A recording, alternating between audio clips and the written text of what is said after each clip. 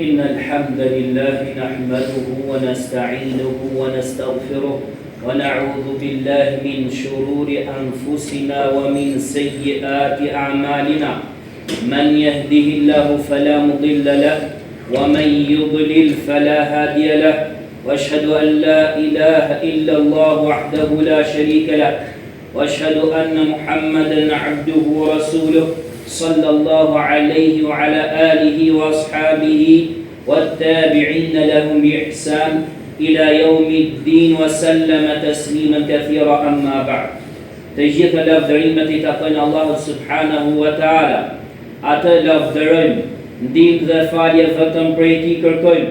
I kërkojmë mbrojtje Allahut nga e keqja e veteve tona dhe punëve tona.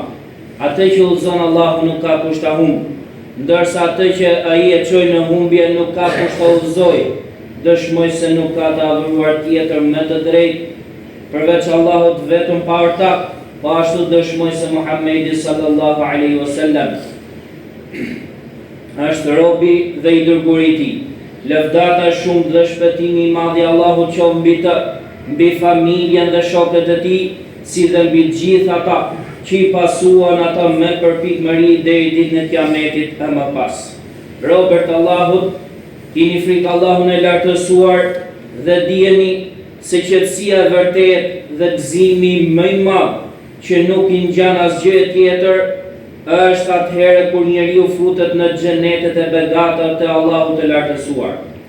Atëherë besimtari ndjen sigurinë e plot dhe shihen në vërtet të qetësisë, një qetësi pas së cilës nuk ka më lodhje dhe as mundim.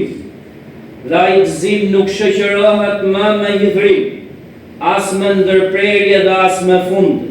Ndaj Allahu i lartësuar thot: Innal muttaqina fi jannatin wa uyun udkhuluha bisalamin aminin.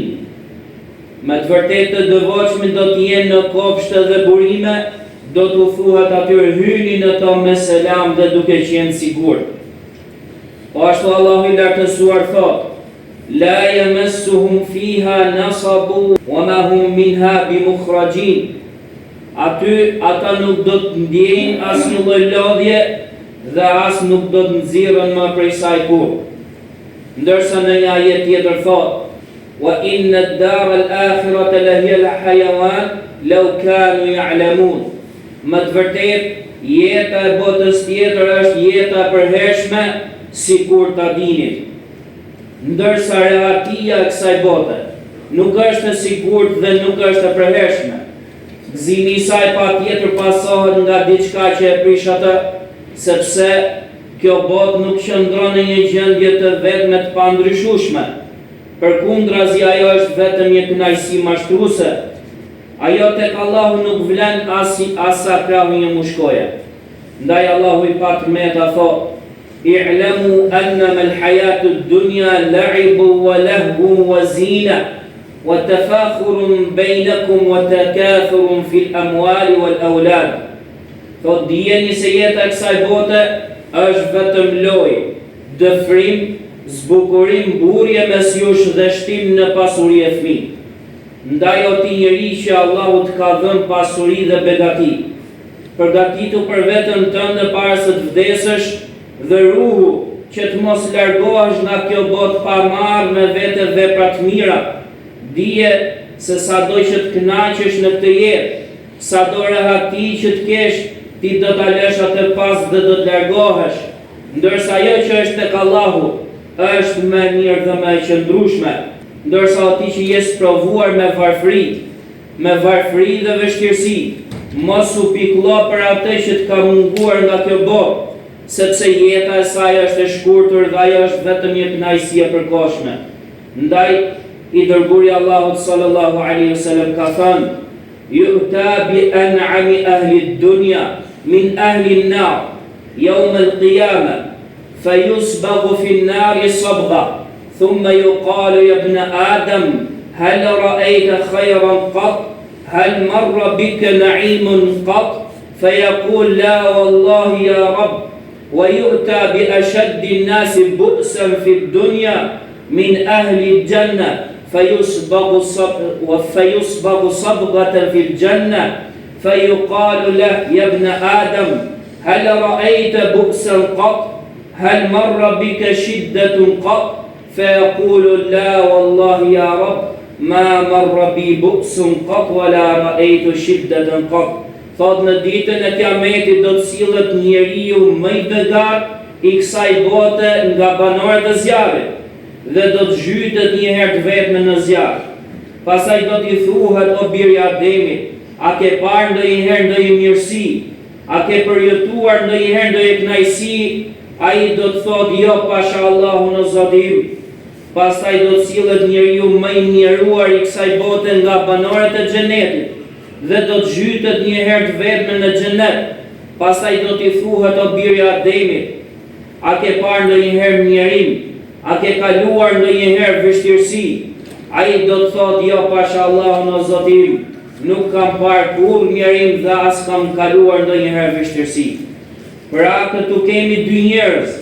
I pari një jo besimtar I cili ka qenë njeriu më I pasur dhe më I rahatuar që nga krijimi I botës e deri në ditën e Kiametit. Ka shijuar çdo kënaqësi, çdo luks dhe çdo dëshirë, por vetëm një zhytje në zjarr I afshin nga mendja gjithë ato begati sikur të mos kishte ekzistuar kurrë. Ai harron pasurinë, pallatet, mjetet luksoze, ushqimet e shijshme, veshjet e bukura, si dhe kënaqësitë dhe autoritetin, të gjitha zhduken përballë një çasti ndëshkimi në zjarrin e xhehenemit, një dënim që mendja njerëzore nuk mund ta përfytyrojë kurrë. Pastaj vjen njeriu tjetër, më I mjeruari në këtë botë, nga banorët e xhenetit. Nuk ka njeri prej banorëve të dunjas kur është krijuar bota e deri në ditën e Kiametit më të mjeruar se ai. Ai ka kaluar sprova të një pasnjëshme, sëmundje, varfëri dhe vështirësi të shumta. Mirë po ai qëndroi I durueshëm dhe duke shpresuar shpërblimin tek Allahu I lartësuar. Atë nuk e shtyri varfëria që të strahohet tek harami, sepse ai dinte se kjo botë është disa ditë pakta dhe një plaçë që do të zhduket. Madje atë nuk e shtyri sëmundja që të dëshpërohet dhe të zemrohet, apo që të mjekohet me haram. Po ashtu atë nuk e shtyri privimi nga kënaqësitë e kësaj bote, që të hiqte dorë nga feja e tij, as nga amaneti, as nga ndershmëria dhe morali I pasur I tij. Kur ky njeri zhytet vetëm një herë të vetme në xhenet, I thuhet a ke parë ndonjëherë mjerim? A ke kaluar ndonjëherë vështirësi? Ai përgjigjet jo pasha Allahun, nuk kam parë kurrë mjerim.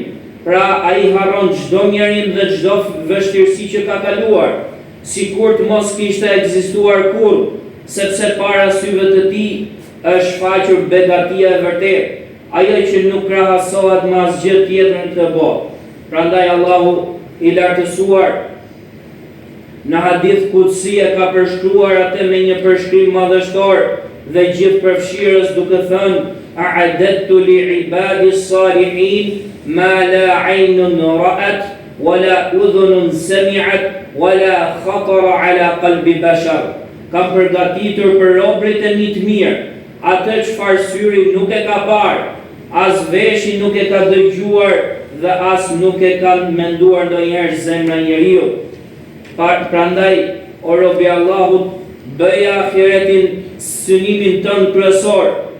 Kush e ka ahiretin synim, nuk lidhet pas kësaj bote, nuk neglizhon adhurimin, nuk guxon të bëj gjunahe dhe nuk I shkel të drejtat e njerëzve.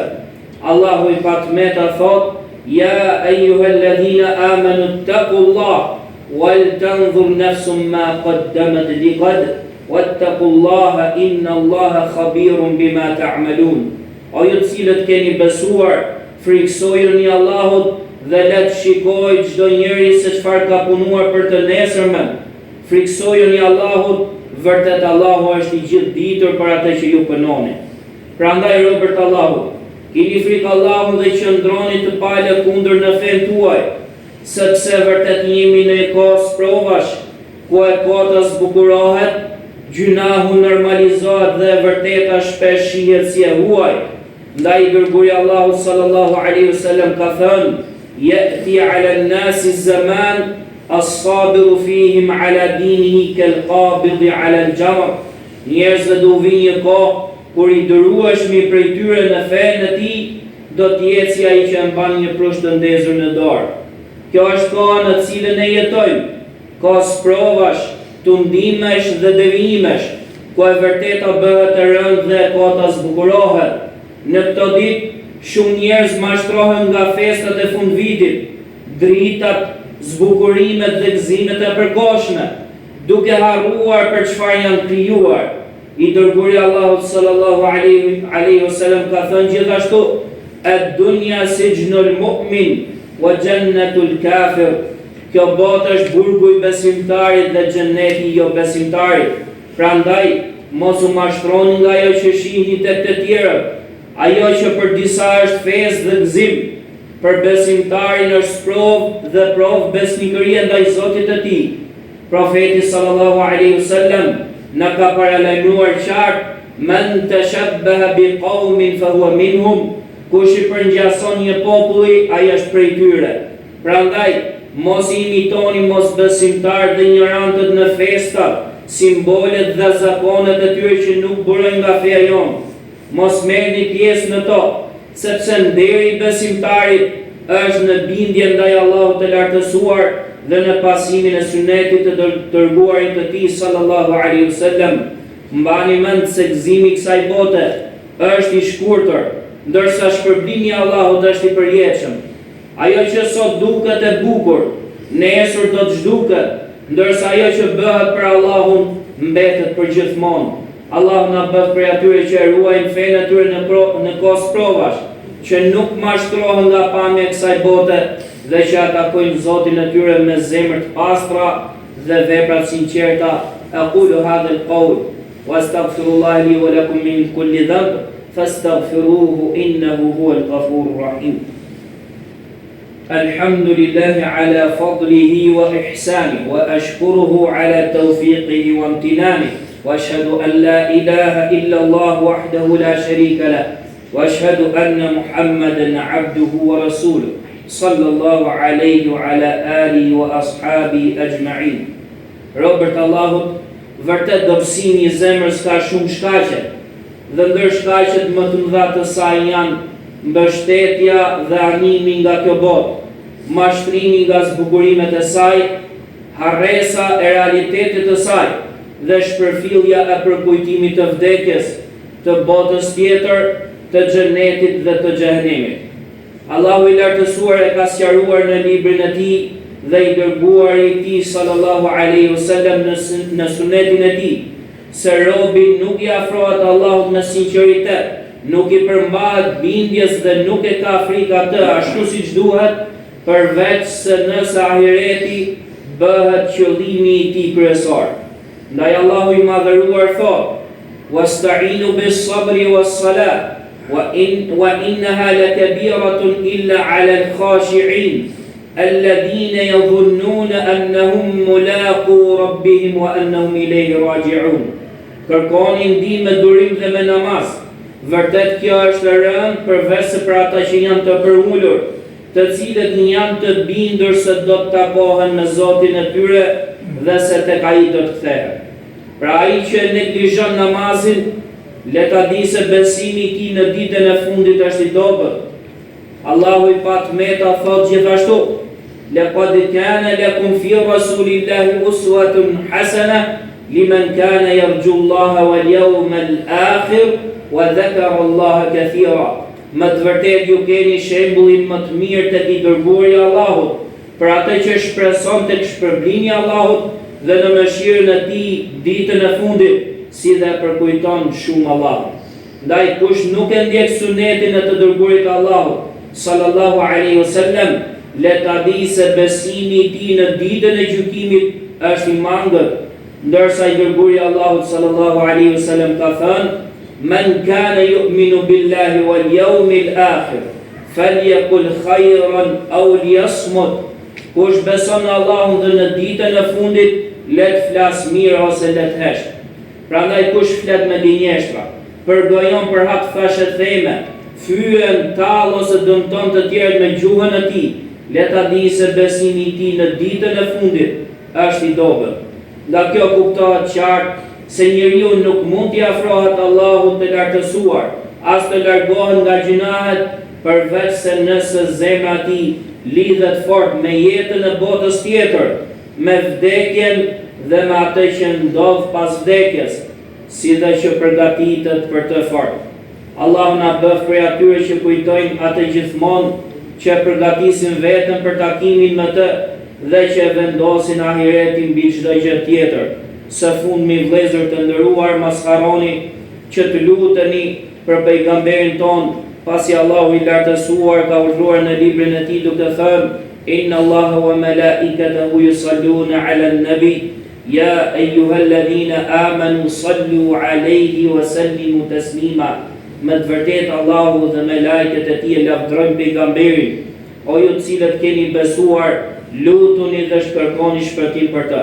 Allahumma salli ala Muhammad wa ala ali Muhammad, kama sallaita ala Ibrahim wa ala ali Ibrahim innaka Hamidun Majid. Allahumma barik ala Muhammad wa ala ali Muhammad, kama barakta ala Ibrahim وعلى آل إبراهيم إنك حميد مجيد. ربنا آتنا في الدنيا حسنة وفي الآخرة حسنة وقنا عذاب النار والحمد لله رب العالمين.